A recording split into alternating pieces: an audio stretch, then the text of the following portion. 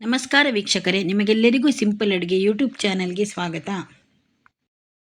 ಇವತ್ತು ನಾನು ನಿಮಗೆ ಗಣೇಶ ಚತುರ್ಥಿ ಹಬ್ಬಕ್ಕೆ ಪಂಚಕಜ್ಜಾಯವನ್ನು ತಯಾರಿಸುವ ವಿಧಾನವನ್ನು ತಿಳಿಸಿಕೊಡುತ್ತೇನೆ.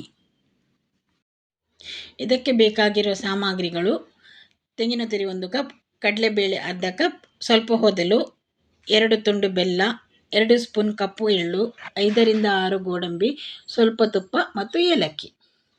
ಸ್ಟವ್ ಮೇಲೆ ಒಂದು ಕಾವಲಿಯನ್ನಿಟ್ಟು ಕಪ್ಪು ಎಳ್ಳನ್ನು ನೀರಿನಲ್ಲಿ ತೊಳೆದು ಆ ಕಾವಲಿಯಲ್ಲಿ ಹಾಕಿ ಸ್ವಲ್ಪ ರೋಸ್ಟ್ ಮಾಡಿಕೊಳ್ಬೇಕು. ಎಳ್ಳು ಪಟಪಟ ಅಂತ ಶಬ್ದ ಬಂದ ಕೂಡಲೇ ಪರಿಮಳ ಬರಲಿಕ್ಕೆ ಶುರುವಾಗ್ತದೆ. ಇಷ್ಟು ರೋಸ್ಟ್ ಮಾಡಿದರೆ ಸಾಕು. ಹುರಿದ ಎಳ್ಳನ್ನು ಒಂದು ಪಾತ್ರೆಗೆ ಹಾಕಿ ಸೈಡಿನಲ್ಲಿಡಿ. ಅದೇ ಕಾವಲಿಯಲ್ಲಿ ಕಡಲೆಬೇಳೆಯನ್ನು ಹಾಕಿ ಸ್ವಲ್ಪ ಒಂದು ಕಲರ್ ಚೇಂಜ್ ಆಗುವವರೆಗೆ ರೋಸ್ಟ್ ಮಾಡಿ. ಕಡಲೆಬೇಳೆಯನ್ನು ತೊಳಿಬೇಕಾಗಿಲ್ಲ. ಹೊದಲನ್ನು ಒಂದು ಮಿಕ್ಸಿಗೆ ಹಾಕಿ ಪುಡಿ ಮಾಡಿ ಇಟ್ಟುಕೊಳ್ಳಿ. ಹೊದಲಿನ ಹುಡಿ ಸಿಕ್ಕಿದ್ರೆ ಸಹ ಅದನ್ನು ಯೂಸ್ ಮಾಡಿಕೊಳ್ಬೋದು. ಹುರಿದ ಕಡಲೆಬೇಳೆಯನ್ನು ಒಂದು ಮಿಕ್ಸಿಗೆ ಹಾಕ್ಕೊಂಡು ಪೌಡ್ರ್ ಮಾಡಿಟ್ಟುಕೊಳ್ಳಿ. ಹೆಚ್ಚು ನೈಸ್ ಪೌಡ್ರ್ ಮಾಡಬೇಕು ಅಂತೇನಿಲ್ಲ, ಸ್ವಲ್ಪ ತರಿತರಿಯಾಗಿರಲಿ. ಒಂದು ಕಾವಲಿಯಲ್ಲಿ 1 ಗ್ಲಾಸ್ನಷ್ಟು ನೀರನ್ನು ಹಾಕಿ ಸ್ವಲ್ಪ ಕುದಿ ಬಂದ ನಂತರ 2 ತುಂಡು ಬೆಲ್ಲ ಹಾಕಿ ಸ್ವಲ್ಪ ಪಾಕ ಬರುವವರೆಗೆ ಕುದಿಸಬೇಕು. ಹೆಚ್ಚು ಪಾಕ ಬರಬೇಕು ಅಂತೇನಿಲ್ಲ, ಸ್ವಲ್ಪ ಬಂದರೆ ಸಾಕು. ನೋಡಿ, ಈಗ ಬೆಲ್ಲ ಹಾಕಿ ನಾನು ಬಿಸಿ ಮಾಡ್ತಾ ಇದ್ದೇನೆ. ನೋಡಿ, ಇಷ್ಟು ಪಾಕ ಬಂದರೆ ಸಾಕು, ಸ್ಪೂನಿನಿಂದ ಇಳಿಯುವಷ್ಟು.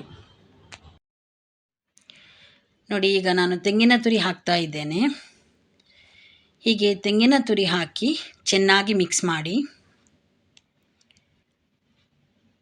ಒಳ್ಳೆ ಮಾಡಿ ಮಿಕ್ಸ್ ಮಾಡಿದ ನಂತರ ಸ್ವಲ್ಪ ಕುದಿಸಬೇಕು. ತುಂಬ ಕುದಿಸಲಿಕ್ಕೆ ಹೋಗಬೇಡಿ, ಅದು ಗಟ್ಟಿ ಆಗ್ತದೆ. ಮತ್ತು ಅದು ಸ್ವಲ್ಪ ತೆಳು ಇಲ್ಲಿ. ನೋಡಿ, ಇಷ್ಟು ಬಿಸಿ ಮಾಡಿದ್ದು ಸಾಕು.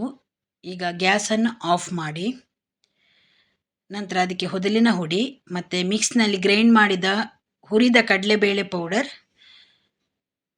ಹುರಿದ ಕಪ್ಪು ಎಳ್ಳು, ಗೋಡಂಬಿ,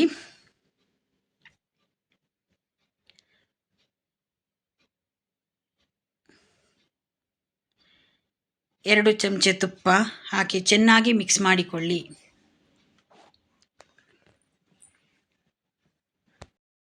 ನೋಡಿ, ಹೀಗೆ ಎಲ್ಲ ಸಾಮಗ್ರಿಗಳನ್ನು ಚೆನ್ನಾಗಿ ಮಿಕ್ಸ್ ಮಾಡಿದ ನಂತರ ಅದಕ್ಕೆ ಹುಡಿ ಮಾಡಿಟ್ಟ ಏಲಕ್ಕಿಯನ್ನು ಸೇರಿಸ್ಕೊಳ್ಬೇಕು.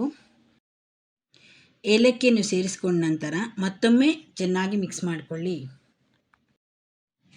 ಈಗ ನಮ್ಮ ಪಂಚಕಜ್ಜಾಯ ತಯಾರಾಗಿದೆ.